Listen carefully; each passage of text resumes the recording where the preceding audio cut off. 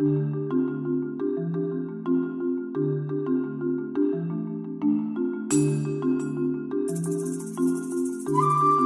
getting the message.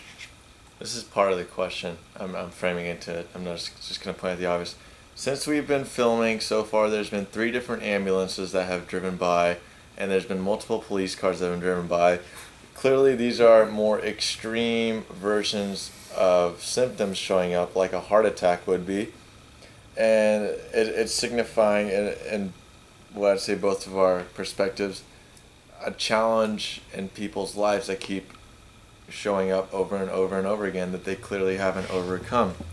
So what I want to know is, how can anybody overcome a challenge and starting now, rather than having to wait until a serious heart attack, whether it's a physical one or a metaphorical one? Yeah. Or, you know, a cancer, whether it's in their physical body or it's in their life.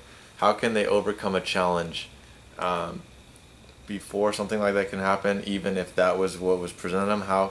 What does someone need to do? I think the first and foremost thing we need to do is adopt the archetype of a winner.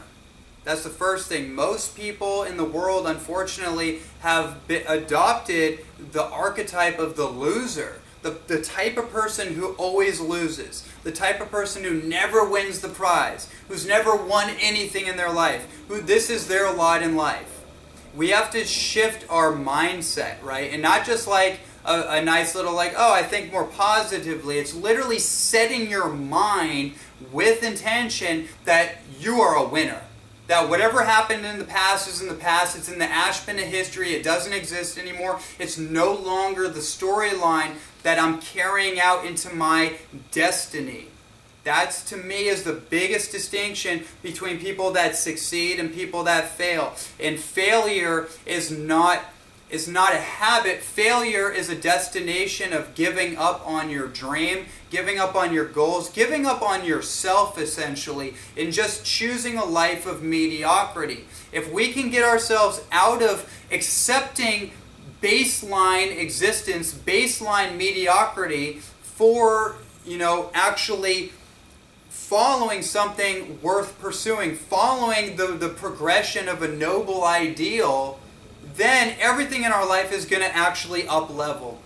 The universe is a very interesting thing when you start to get in tune with the rhythms, the dynamics, the non-linear dynamics of how the fabric of the universe is actually constructing itself, kind of like a storyline, right?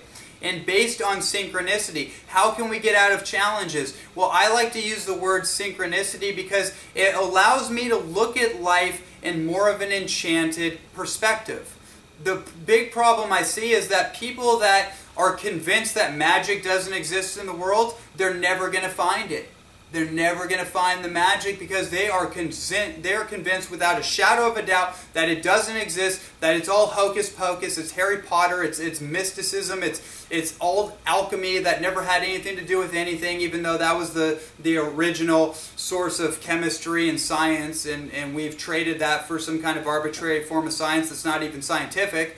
But the point is that when you start opening up to the mystery of life and you get out of having to be certain, having to be right about everything, then magic starts to follow. And that's what I think actually creates the winner. It's like me growing up as an athlete. My favorite athletes in the world were like the athletes that played their sport almost with a heroic fearlessness. The underdogs. I always loved the underdog because when I watched them do their thing, it inspired something in me that no matter what would happen in my life, I always wanted to take the risk. I always wanted to roll the dice. I always wanted to test it. I always wanted to see, can I get the lucky stroke today? Is today my day? The rags to riches story is the greatest ideal, the hero's journey.